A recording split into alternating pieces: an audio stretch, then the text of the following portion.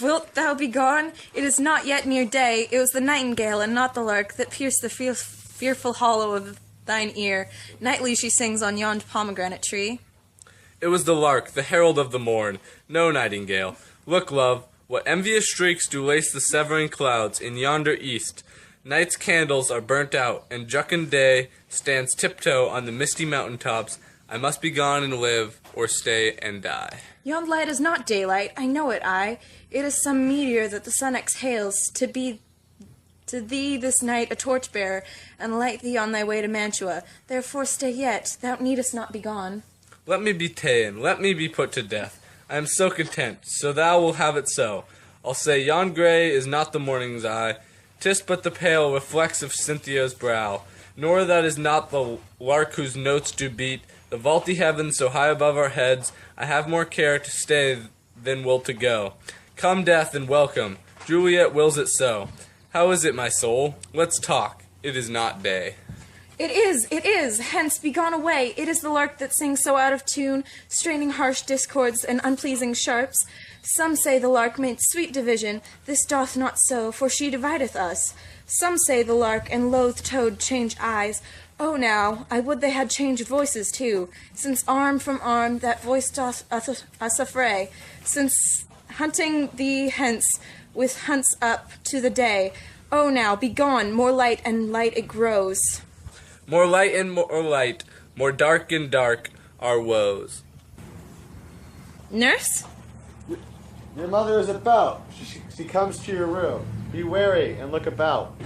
Then window, let day in and let life out. Farewell, farewell. One kiss and I'll descend. Art thou gone so, loved lord, a husband friend? I must hear from thy every day and the hour, for in a minute there are many days.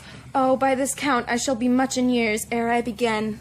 Farewell, farewell. I will omit no opportunity that may convey my greetings, love, to thee. Oh, thinkest thou we shall ever meet again? I doubt it not, and all these woes shall serve for sweet discourages in our time to come. Oh God, I have an ill-divining soul. Methinks I see thee now. So art low as one dead in thy bottom's tomb. Either my eyesight fails, or thou lookest pale. And trust me, love, in my eye so do you. Dry sorrow drinks our blood. Adieu, adieu. Oh, fortune, fortune, all men call thee fickle. If thou art fickle, what dost thou with him that is renowned for our faith? Be fickle, fortune, for then I hope thou wilt not keep him long, but send him back.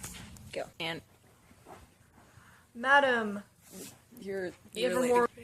Ho, daughter, are you up? Who is it that calls? It is my lady mother.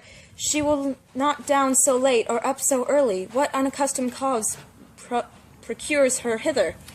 Why, how now, Juliet? Madam, I am not well. Evermore weeping for your cousin's death? What, wilt thou wash him from his grave with tears? And if thou couldst not make him live. Therefore have done. Some grief shows much of love, but much of grief still shows some still want of wit. Yet let me weep for such feeling loss. So shall you feel the loss, but not the friend which you weep for. Feeling so the loss, I cannot choose but ever weep the friend. Well, girl, thou weepst not so much for his death, as that the villain lives which slaughtered him. What villain, madam? That same villain Romeo. Villain, and he be many miles asunder. God pardon him, I do, with all my heart. Now by St. Peter's Church and Peter too, he shall not make me there a joyful bride. I wonder at this haste that I must wed, ere he that should be husband comes to woo.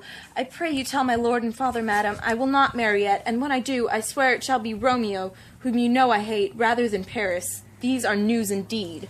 Here comes your father, tell him so yourself, and see how he will take it at your hands.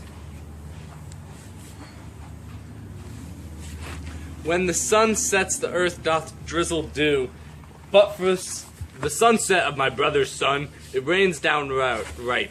How now, a condoled girl, what still in tears, evermore showering in one little body, thou counterfeits a bark. I may call the sea, do ebb, for still thy eyes, which I may call the sea, do ebb and flow with tears. The bank thy body is, sailing in this salt flood, the winds thy sighs. Who raging with thy tears, and thy with them, without a sudden calm will overset thy tempest-tossed body? How now, wife, have you delivered to our decree? Aye, sir, but she will none. She gives you no thanks. I would the fool were married to her grave. Soft, take me with you. Take me with you, wife. How will she none? Doth she not give us thanks? Is she not proud? Doth she not count her blessed? Unworthy as she is, that we have wrought, so worthy a gentleman to be her bride.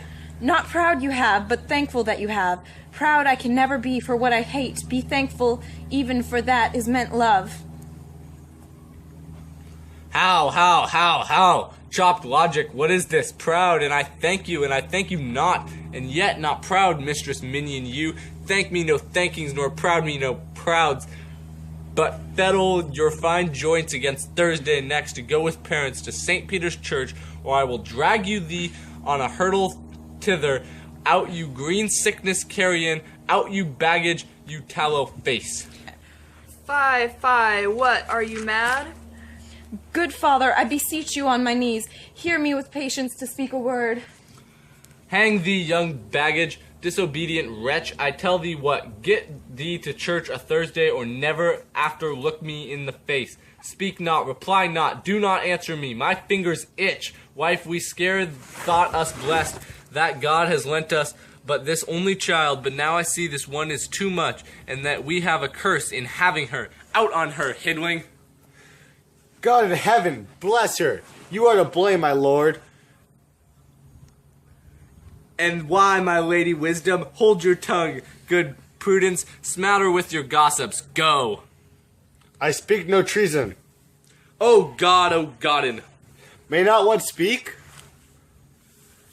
Peace, you mumbling fool. Utter your gravity or a gossipy bowl, for here we need it not. You are too hot. God's bread, it makes me mad. Day, night, hour, tide, time, work, play, alone in company, still my care hath been to have her matched, and having not provided a gentleman or noble parentage of fair demences, youthful and nobly trained, stuffed, as they say, with honorable parts, proportioned as one's thought would wish a man, and when to have a wretched pulling fool, a whining mammet in her fortune's tender, to answer, I'm not wed, I cannot love, I am too young, I pray you pardon me. But, and you will not wed, I'll pardon you. Graze where you look, you shall not house with me. Look to think on, I do not use to jest. Thursday is near, lay hand on heart, advise, and you be mine, I'll give you to my friend, and you be not hang, beg, starve, die in the streets, for not by my soul, I'll ne'er acknowledge thee, nor what is mine shall never do the good trust to. Bethink you, I'll not be Farnsworth. Is there no pity sitting in the clouds that sees into the bottom of my grief? O sweet mother, cast me not away. Delay this marriage for a month, a week, or if you do it not, make the bridal bed in that dim monument where Tybalt lies. Talk not to me, or I'll not speak a word. Do as thou wilt, for I have done with thee.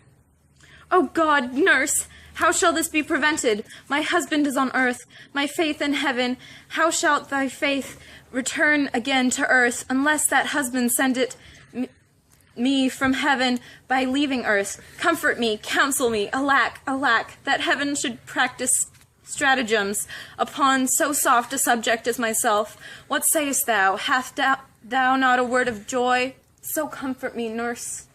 Faith, here it is. Romeo's banished, and all the world to nothing, that he dares near come back to challenge you. Or if he do, it must be stealth. Then since the case so stands as now it does, I think it is best you marry with the county. Oh, he's a lovely gentleman. Romeo's disgust to him, and eagle madam has no so green, so quick, so fair an eye. I think you are happy in the second match, for it excels you first, or it did it not. Your first is dead, or 'twere good as he were, as he living here, or no use of him. Speakest thou from thy heart?